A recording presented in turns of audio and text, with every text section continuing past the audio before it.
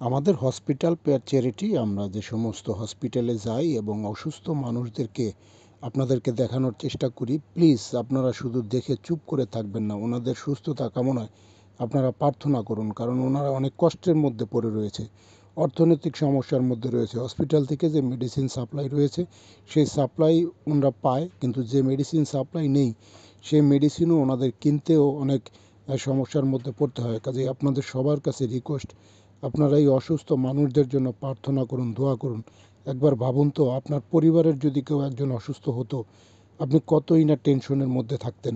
কাজে এই মানুষগুলির পরিবারও সেই মানসিক চাপের মধ্যে রয়েছে। কাজে প্লিজ আপনাদের সবার কাছে রিকোয়েস্ট, আপনারা এই অসুস্থ মানুষদের জন্য প্রার্থনা করুন, দোয়া করুন, যেন ওনারা সুস্থ হয়ে ওঠে। আমরা অক্লান্ত পরিশ্রম করে যাচ্ছি, হাতে একটু সময় পেলেই আমরা কোনো না কোনো হসপিটালে চলে যাই, তাদের সুস্থতা কামনায় প্রার্থনা করি, দোয়া করি যেন তারা সুস্থ হয়ে ওঠে। কাজে আসুন না, আমাদের মতো আপনারাও এই অসুস্থ মানুষদের জন্য প্রার্থনা করুন, দোয়া করুন যেন সুস্থ হয়ে ওঠে সবাই।